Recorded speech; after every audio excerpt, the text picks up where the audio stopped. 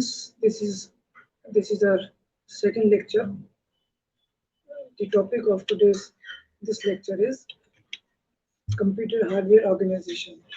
Although we have studied this topic earlier, but due to long gap, we are directed and advised to revise these topics thoroughly. ठीक है? तो आज हम इस topic को revise करेंगे स्लाइडर तेज speed के साथ. ठीक है? Computer hardware organization. Last lecture में हमने कंप्यूटर हार्डवेयर सॉफ्टवेयर के बारे में ब्रीफली पढ़ लिया. Now the new topic is how the computer hardware is organized with each other, how the devices of computer hardware are connected with each other, and how these interact to attain the desired result by the user. किस तरह से devices आपस में interact करती हैं, किस तरह से इन डिवाइसेस की आपस में अटैचमेंट है, क्या इनकी हायरार्की है, जब यूजर कोई इनपुट देता है उसके बाद कौन सी फंक्शंस परफॉर्म होते हैं प्रोसेसिंग के, उसके बाद आउटपुट जनरेट करने की, और मीनवाइल स्टोरेज एंड कनेक्टिविटी के. तो वो सारे जो भी फंक्शंस हैं, जो प्रॉपर्टीज हैं, वो इस टॉपिक में हम कवर करेंगे. ठीक है? First of all, what are the basic components of a computer system? There are huge number of computers available in the market. There are huge number of computers available in the market. Different vendors are manufacturing these computers. Different organizations are into the business of manufacturing of the computers. Different types, different. Every computer is different from the other in terms of किन basis पर computers आपस में differ करते हैं, different किन basis पर होते हैं. स्पीड की बेसिस पर किसी कंप्यूटर की स्पीड कम है, किसी की ज्यादा है, किसी की उससे ज्यादा है. ये एक फैक्टर है स्पीड डिफरेंस का, कंप्यूटर की डिफरेंस का. एक मेमोरी कैपेसिटी, मेमोराइज जो हमारा डेटा है उसे करने की कैपेसिटी के कॉन्टेक्स्ट में भी कंप्यूटर्स डिफरेंट है मार्केट में. फिर हमारे पास इनपुट आउटपुट कैपेबिलिटीज, कितनी कैपेबिलिटीज है उनकी इनपुट करने की और आउटपुट करने की. फिर उनके अंदर जो बिल्ट इन सॉफ्टवेयर्स हैं वो इन कंप्यूटर्स को आपस में डिफरेंशिएट करते हैं वर्चुअली. लेकिन एक बात बिल्कुल कॉमन है सब में, वो है कि जनरली तकरीबन तमाम कंप्यूटर्स एक ही डिजाइन की बेस पर बनाए जाते हैं. I am talking about the hardware. All computers are designed on a single model, single architecture. क्या है वो architecture? That architecture is known as a von Neumann. Von Neumann is the architecture that is the common architecture amid all the computers designed today. Architecture von Neumann was named after the brilliant mathematician John von Neumann, who proposed it in 1946. इसका मतलब ये है, मैंने आपको पिछले lecture में history बताई थी. तो first computer was introduced, commercial computer, general purpose computer was introduced in early 1940s. It means कि शुरू से ही जो कंप्यूटर डिजाइन होते आ रहे हैं वो वॉन न्यूमन आर्किटेक्चर की बेसिस पर ही डिजाइन हो रहे हैं. The structure and organization of virtually all modern computational devices are based on a single theoretical model that is known as a von Neumann. क्या है von Neumann? Let's move ahead. Von Neumann comprises, क्या होता है von Neumann में? एक control unit होता है, एक arithmetic unit, logical unit that contains one memory unit, registers, input and outputs, and the buses. ये हैं सबसे common elements, hardware elements found in the architecture known as von Neumann. Based on the stored computer program concept where instructions, data and program data are saved on the memory. This is the diagrammic representation, explanation of the von Neumann architecture. Von Neumann architecture बुनियादी तौर पर जिन hardware devices पर मुश्तमिल होता है, ये उनका एक डिजाइन है। सबसे पहले जो डिवाइसेस यूज होती हैं वो न्यूमन आर्किटेक्चर में प्रोसेसिंग के फंक्शन में those are the input devices. This is the first part of von Neumann architecture. After the input devices, there is the entire processing and storing segment.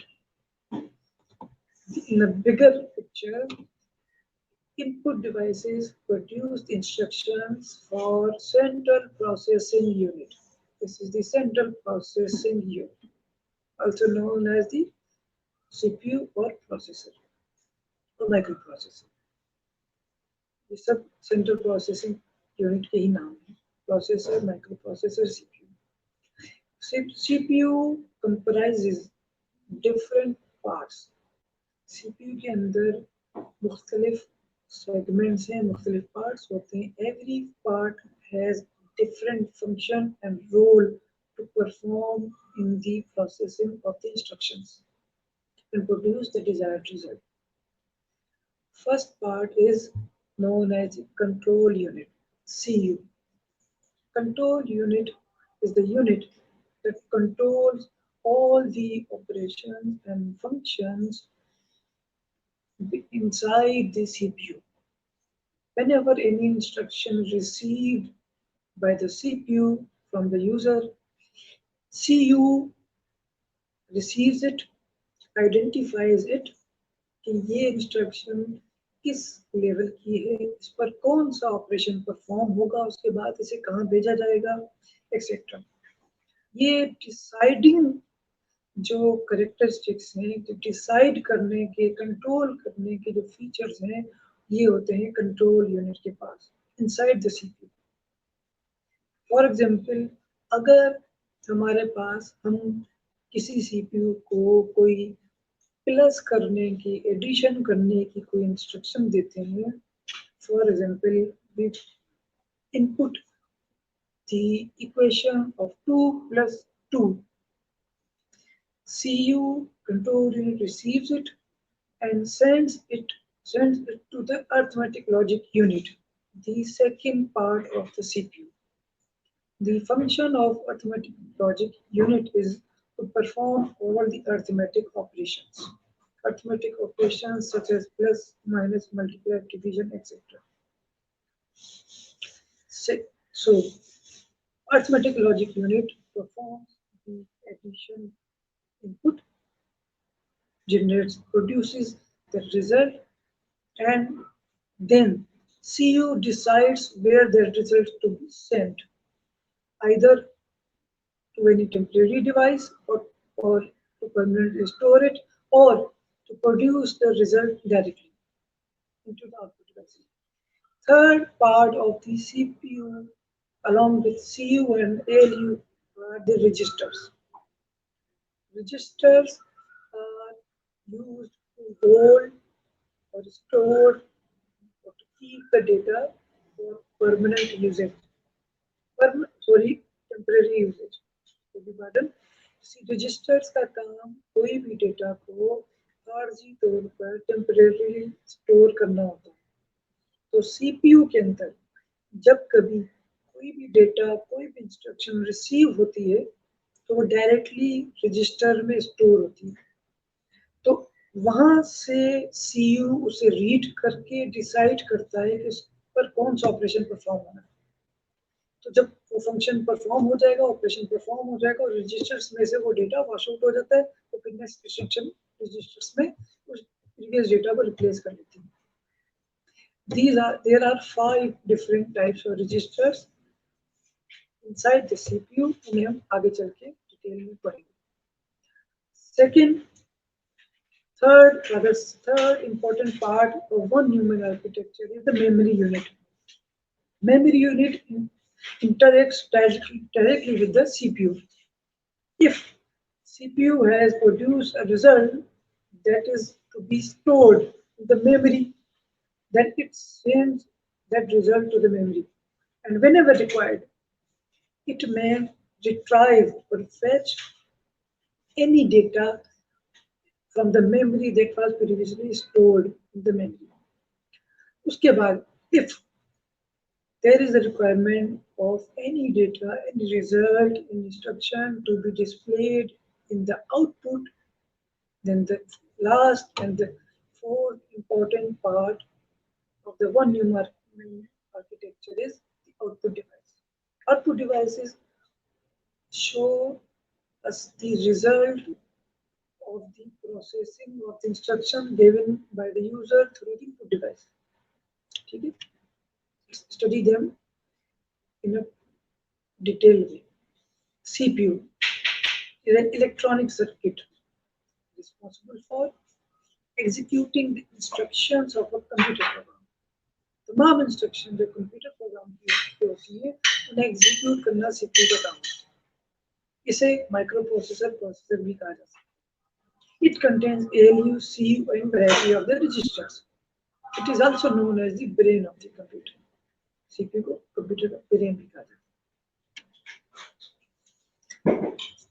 Registers is a part of CPU. A high-speed storage cell that holds the operations of an arithmetic operation, and that when the operation is complete, holds its result.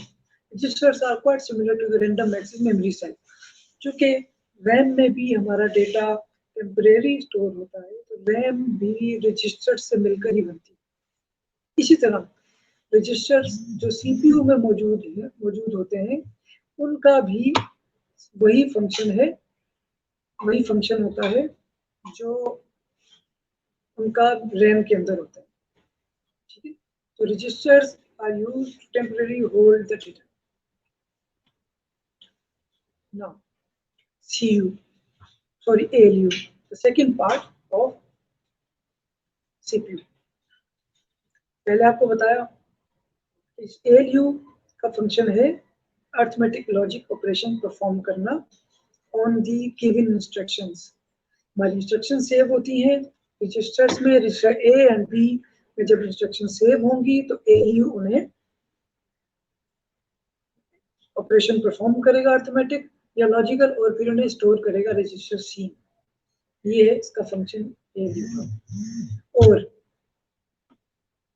फिर आ जाता है हमारे पास CU, control unit. Control unit operations कौन से होते हैं? There are basically 3 fundamental operations performed by the CU. One of them is the fetching the data from the memory to be executed. Memory अगर कोई डेटा एग्जीक्यूट करना है और वो मेमोरी में है तो CU वो डेटा मेमोरी से रिट्राइव करता है, लेकर आता है to be executed. Second operation of CU is decoding. Whenever any instruction is received, it is received in the encoded form. ठीक है. तो उसे डिकोड किया जाता है ताकि CPU से पढ़ सके कि उस पर कौन सा ऑपरेशन परफॉर्म करना है. Third one is executing it by issuing the appropriate command to the ALU memory or your controller. Third one is जब पढ़ लिया उसे डिकोड कर लिया, मेमोरी से डेटा लिया, फेच किया, उसे डिकोड किया, फिर उसे डिकोड करने के बाद आइडेंटिफाई किया कि कौन सा ऑपरेशन परफॉर्म होना है.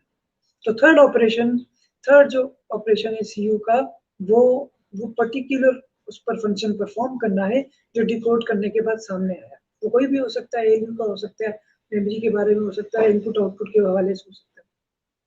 These 3 steps are repeated over and over again until we reach the last instruction in the program, typically something called halt, stop or quit. This is about the programming logic. जब भी हम किसी language में, computer language में programme design करते हैं, तो उसमें जब कोई प्रोग्राम एंड होता है तो इन्हीं की वर्ड्स के साथ इंटीमेट किया जाता है सीपीयू को कि यहाँ प्रोग्राम एंड हो गया, no execute entire program and exit. Functionality क्या है सीपीयू की? Before an instruction can be executed, program instructions and data must be placed into the memory for input device and its secondary storage device. कोई भी instruction execute होने से पहले memory के अंदर वो रखी जानी बहुत जरूरी है, चाहे वो किसी इनपुट डिवाइस से आए या किसी सेकेंडरी स्टोरेज डिवाइस से आए। जब तक रखी नहीं जाएगी तो उसे पढ़ा नहीं जाएगा। ठीक, once the necessary data and instructions are in memory, उसके बाद सीपीयू उन पर कौन कौन से 4 ऑपरेशंस परफॉर्म करता है। पहला है fetch. Get, it means the CPU, and to be precise, the CU of the part of the CPU fetches the instruction from the memory. Then control and decodes it. Decode करने के बाद वो decide करता है कि इस पे कौन सा फंक्शन परफॉर्म होगा। ये दोनों फंक्शन जो है together are called instruction time or I time। ठीक है, उसके बाद 2 more function। पहला है एग्जीक्यूशन ऑफ द ऑपरेशन।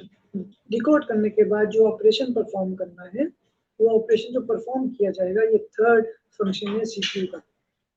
और उसके बाद अगर स्टोर करना है ऑपरेशन को या आउटपुट की तरफ भेजना है रिजल्ट को, वो इसका चौथा फोर्थ पार्ट है, फोर्थ फंक्शन है सीपीयू का। Third and fourth steps are known as the execution time, E time. First and second are known as instruction time, I time of the processing. Third and fourth are known as the execution time or E time of the processing, entire processing. ठीक है, CPU के बारे में ये मजीद detail बताया गया है। इस CPU के अंदर सर्किट्स होते हैं जो इलेक्ट्रॉनिक सिग्नल को इस्तेमाल करते हैं to give the directions to the other parts or components of the system.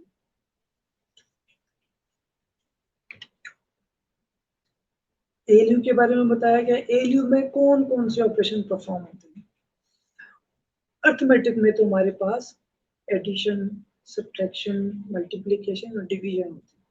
ठीक है, लेकिन ये चूंकि ये सिर्फ अर्थमेटिक यूनिट नहीं है, ये अर्थमेटिक लॉजिक यूनिट है, so there are few other operations also performed in the ALU,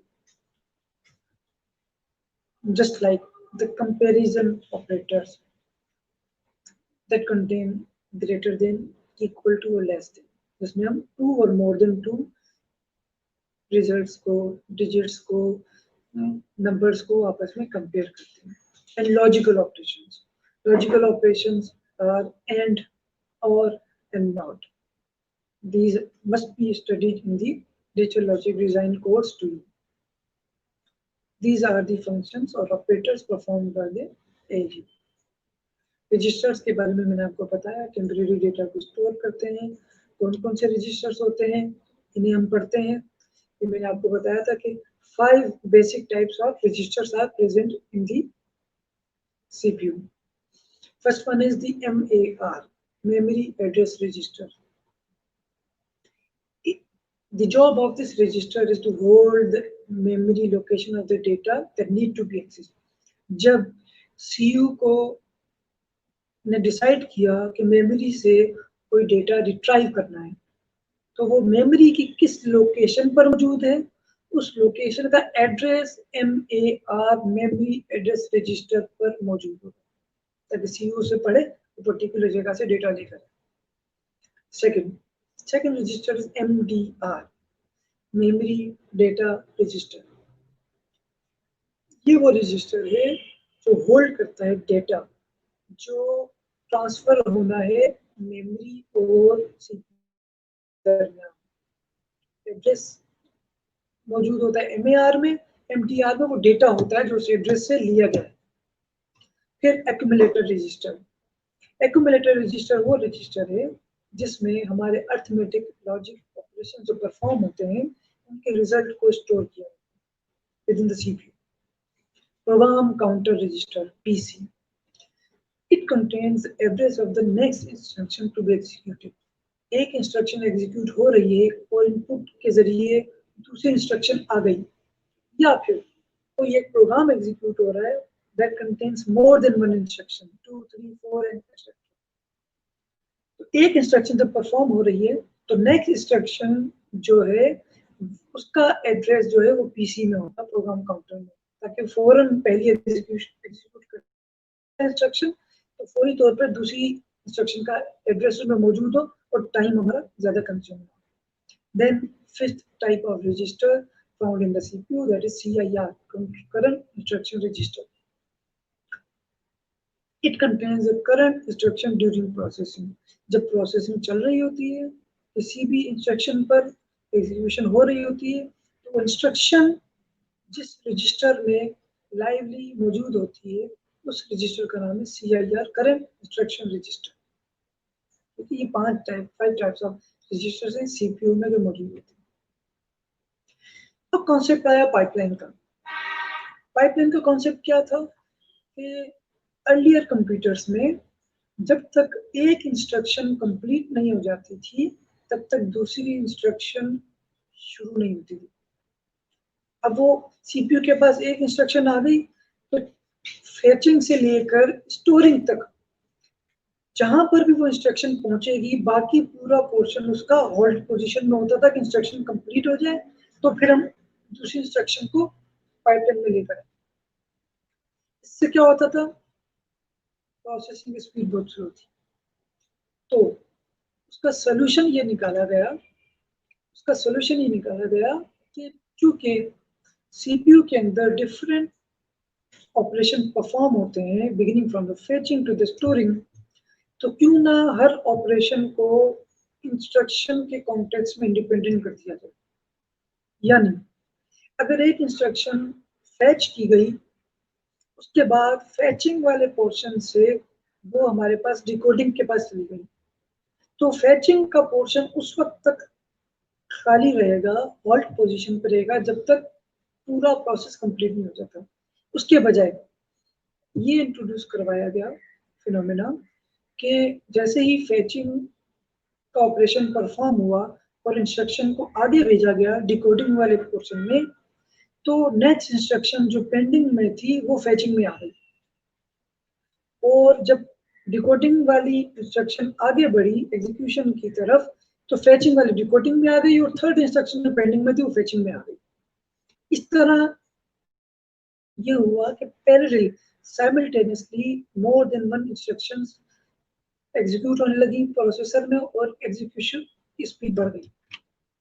These are the 5 classic stages of the pipeline. सबसे पहली स्टेज है मैंने अभी बताया is the fetch instruction। जब कोई इंस्ट्रक्शन रिसीव करनी होती है तो पर्टिकुलर मेमोरी लोकेशन से या इनपुट डिवाइस से वो एड्रेस पिक करके वो इंस्ट्रक्शन पिक करके लेकर आना कहलाता है फैचिंग। सेकंड पाइपलाइन की स्टेज है इंस्ट्रक्शन डिकोड।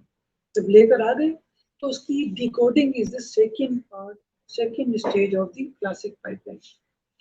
डिकोड कर दी, पढ़ लिया कि अब इसके अंदर ऑपरेशन क्या परफॉर्म करना है, what is the instruction given in the instruction, तो फिर उसके अकॉर्डिंगली एग्जीक्यूट करना इज द थर्ड स्टेज। ठीक है, फिर memory access is the fourth stage. इसका मतलब ये है कि अगर कोई ऐसी इंस्ट्रक्शन थी जिसके रिजल्ट को एग्जीक्यूट करने के बाद मेमोरी में जाकर स्टोर करना था तो memory access the fourth stage. ठीक है, और फिर fifth stage is the write back stage. This is responsible for writing the result of a calculation, memory access or input into the register file. Registers के अंदर वो save करने को right back करना कहते हैं। ये 5 डिफरेंट स्टेजेस है पाइपलाइन की। तो इसका मतलब ये हो गया, तब ये पाइपलाइन कॉन्सेप्ट आया तो एक ही वक्त में 5 डिफरेंट स्टेजेस, हमारे पास 5 डिफरेंट इंस्ट्रक्शन पैरेलल प्रोसेस होना शुरू हुआ। उसके बाद ये चार्ट के जरिए एक्सप्लेन किया गया है पाइपलाइन के कॉन्सेप्ट को फर्दर। पहली instruction is in the fetching stage, ठीक है, ये गई डिकोडिंग पर। ये दूसरी इंस्ट्रक्शन आ गई, फिर इसने फैच होना शुरू कर दिया। जब ये चली गई एग्जीक्यूशन पे तो यहाँ तीसरी इंस्ट्रक्शन ने फैच का होना शुरू कर दिया, दूसरी जो थी वो डिकोडिंग की तरफ चली गई। इसी तरह ये पांचों देखें पैरेलल चल रही है हमारे पास instruction. IF instruction fetch, ID instruction decode, execute, memory, write back, WB। तो पैरेलल ये चलने लगी हमारे पास pipeline stage. Another important part of the von Neumann architecture is the memory. Memory is basically a part that holds the data for temporary purpose. The most common example of the memory is random access memory, RAM, or volatile memory. This is also known as the primary storage. Memory is also known as the primary storage. हमारी storage devices जो है, जो permanent storage होती है, जिनमें hard disk सबसे common है, that is known as the secondary storage. Memory is known as the primary storage. This has the faster speed comparison when we do the comparison with the secondary storage, but it has the less capacity to store the data comparatively to the hard disk or secondary storage. ठीक है, memory processor के करीब होती है, ठीक है, लेकिन अलग होती है. ओके, रजिस्टर्स प्रोसेसर के अंदर होते हैं और मेमोरी बाहर होती है और सेपरेट होती है. दोनों का फंक्शन सेम है, temporary hold data. Memory RAM has the following 3 characteristics.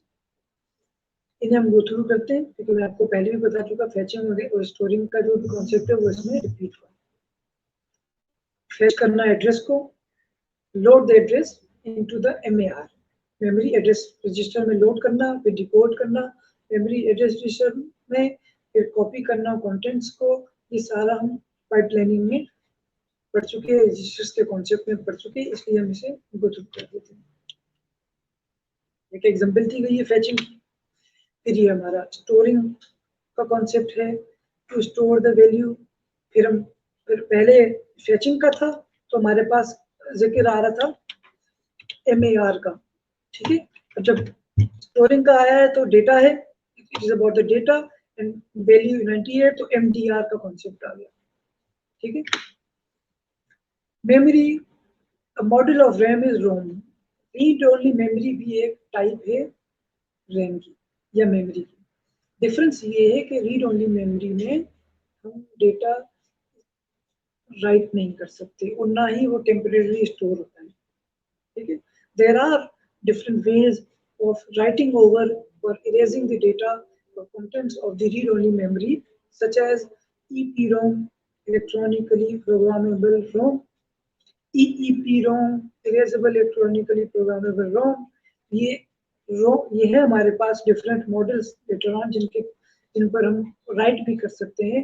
But the basic concept of ROM is the memory that is used only for the purpose of reading, not for the writing or changing any contents over it. ठीक है, लिखा हुआ है the information can not be modified और remove, only fetched. Retrieve तो कर सकते हैं डेटा, लेकिन आप उसको मॉडिफाई या चेंज नहीं कर सकते, डिलीट नहीं कर सकते, रिमूव भी नहीं कर सकते और ओवरराइड भी नहीं कर सकते, ठीक है. whenever we measure any property, anything like weight, liquid, distance, there are different particular principles to measure those volumes. इसी तरह जब कंप्यूटर के डेटा को हम मेजर करते हैं तो we have different principles and rules to measure the computer data. The smallest unit of the memory measuring is a bit, but the bit itself cannot store even a single digit, even a single alphabet or any single character. So 8 bits together make 1 byte. Every byte has the capability to store one character, any one character. Whenever we store any single character, just like A in the computer, that means 8 bits or 1 byte is occupied that particular character. Okay? There is another memory machine unit called nibble, which is equal to 4 bits or 2 nibbles can make 1 byte. लेकिन बहुत कम ही उसका जिक्र होता है bit और फिर bite का होता है और अब तो बिट का भी बहुत कम होना शुरू हो गया क्योंकि जब स्टोर ही सिंगल कैरेक्टर 1 बाइट पर होगा तो बिट का जिक्र अब बहुत कम हो गया. Then comes 1 kilobyte. Kilo is used for the 1000. ठीक है तो 1 kilobyte is equal to 1 byte. It means every 1 kilobyte is consumed when we write around one page.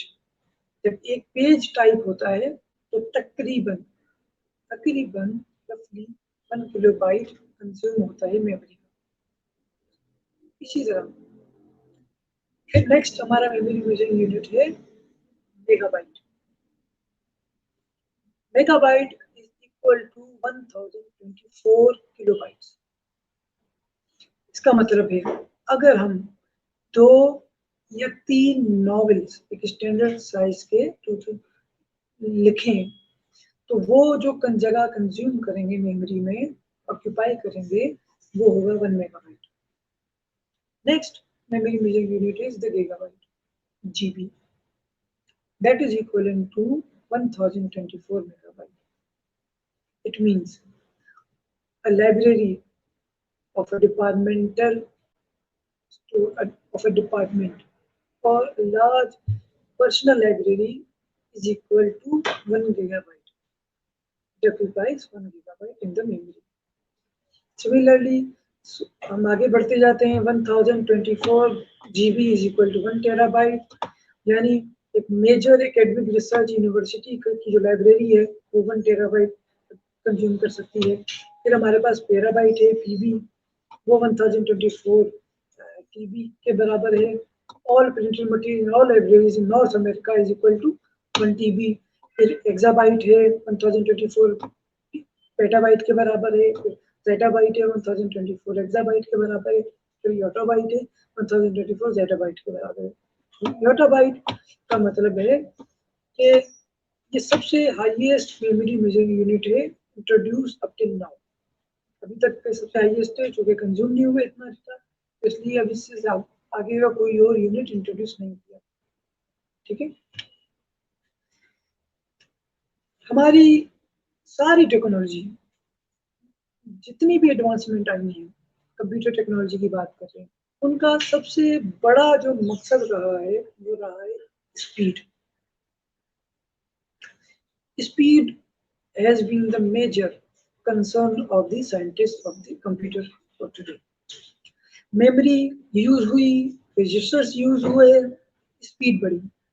Processor की पाइपलाइनिंग आई, स्पीड बढ़ी. इसी तरह एक और मेमोरी इंट्रोड्यूस की गई जो पैरेलल चले रैम के लेकिन फास्टर देन द रैम. उसका नाम था कैशे मेमोरी. इसका मतलब ये है अगर हम कोई काम कर रहे हैं तो कोई ऐसा फंक्शन, कोई ऐसा ऑपरेशन, कोई ऐसी इंस्ट्रक्शन जिससे हमने बार बार एग्जीक्यूट करना है तो वो इंस्ट्रक्शन कैशे मेमोरी में सेव होगी. इसकी एक सबसे रियल टाइम एग्जांपल है whenever we open the my computer icon on the desktop of the Windows for the first time. It takes a bit of time लेकिन उसी वक्त बंद करके जब हम उसे दोबारा डबल क्लिक करेंगे तो बहुत जल्दी ओपन हो जाएगा। तो ऑटोमेटिकली जो रिसेंटली एग्जीक्यूटेड ऑपरेशन होगा वो कैशे में स्टोर हो जाएगा थोड़ी देर के लिए। कंप्यूटर एंटिसिपेट करेगा कि शायद दोबारा इसकी जरूरत पड़े तो जल्दी से फिर आ जाएगा। अच्छा, जल्दी क्यों आता है? क्योंकि कैशे जो है वो फिजिकली रैम के मुकाबले में सीपीयू के ज्यादा करीब लोकेटेड होती है, तो जल्दी आ जाता है। ठीक है, तो एक सर्टेन ड्यूरेशन तक लास्ट इंस्ट्रक्शन कैशे में रहेगी, फिर वो रिप्लेस हो जाएगी उसके बाद की इंस्ट्रक्शन के साथ। So that is about cache is used to hold the recently opened instruction or data to increase the speed. ठीक है, cache typically integrated directly into a CPU chip or placed on a separate chip that has a separate bus interconnected with the CPU. या तो CPU के अंदर होती थी या तो अब वो बाहर आ गई कैशे। ठीक है, और डिफरेंट बस होती है, बस के बारे में हम अभी आगे पढ़ते हैं। फिर कैशे को भी एडवांस किया गया और स्पीड बढ़ाने के लिए कैशे की भी 3 डिफरेंट लेवल्स इंट्रोड्यूस करवाए गए, लेवल 1, लेवल 2, लेवल 3। लेवल 1 का साइज है 2 KB से 64 KB। ठीक है, ये लेवल 1 के बाद लेवल 2 का साइज है 256 KB टू 512। तो लेवल 3 का साइज है 1 MB टू 8 MB। ठीक है, लेवल 1 सबसे करीब होती है कैशे के सीपीयू के, लेवल 2 उससे दूर, लेवल 3 उससे दूर। तो different instructions are stored in the different cache of the different levels. Objective is only one, to increase speed. ठीक है, L1 is referred to as internal cache. ठीक है, फिर L2 known as the secondary cache and L3 is the far distant cache located by the CPU but closer to the memory, closer than the memory. ठीक है, ये एक diagram है, इस diagram के थ्रू बताया जा रहा है ये हमारा CPU है, लेवल 1 कैशे उसके करीब है इसलिए फास्टेस्ट है, लेवल 2 उससे थोड़ा दूर है इसलिए स्लाइडर स्लोअर, लेवल 3 उससे भी दूर मोर स्लोअर, पर मेन मेमोरी जो हमारी है वो सब में से सबसे स्लोअर है क्योंकि सबसे दूर है। तो डेटा इंस्ट्रक्शन की ट्रेवलिंग की स्पीड कम हो जाती है। ठीक है, फिर हमारी आईओ डिवाइसेस है, कीबोर्ड, माउस, प्रिंटर, स्क्रीन, ये हम पहले भी पढ़ चुके हैं। फिर हमारा एक और इम्पोर्टेंट पार्ट है बसेस। बसेस का मतलब है cables, wires through which different equipment devices are interconnected with each other on the motherboard. सबसे पहले एड्रेस बस, इसमें किसी भी इंस्ट्रक्शन का डेटा कैरी करता है। फिर है डेटा बस, जिसमें एक्चुअल डेटा कैरी करेगा। फिर है कंट्रोल बस, कंट्रोल बस इन सब की बसेस की एक्टिविटीज को कंट्रोल करने के लिए इस्तेमाल होता है। सीयू जब सीपीयू को इंस्ट्रक्शन भेजेगा, कंट्रोल सिग्नल भेजेगा कि राइट करना है, डिलीट करना है, तो वो कंट्रोल बस के थ्रू करेगा। ठीक है, वॉन न्यूमैन में हम बढ़ाते गए, इक्विपमेंट बढ़ाते गए, आखिर कितनी स्पीड बढ़ सकती है, चीजों को कितना हम डेंस कर सकते हैं। तो फिर जितनी चीजें करीब होंगी, डिवाइसेस करीब होगी, उनमें हीट जनरेट होगी, और एक हद तक ही हम फिजिकली उन्हें करीब कर सकते हैं। तो फिर जरूरत महसूस हुई नॉन वॉन न्यूमैन आर्किटेक्चर की। इससे हमारे पास कॉन्सेप्ट आया पैरेलल प्रोसेसिंग का।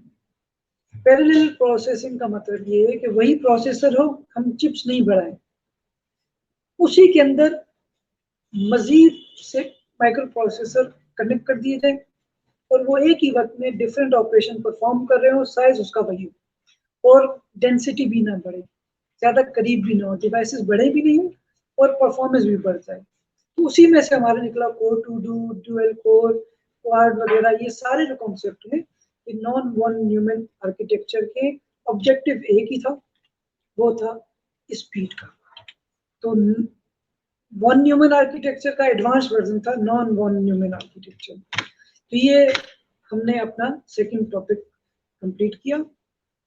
अब इसके बाद हम थर्ड टॉपिक करेंगे और होपफुली, क्योंकि आप ये पहले पढ़ चुके हैं तो आपको समझ में आ गया होगा। See you then till the next lesson. Bye bye.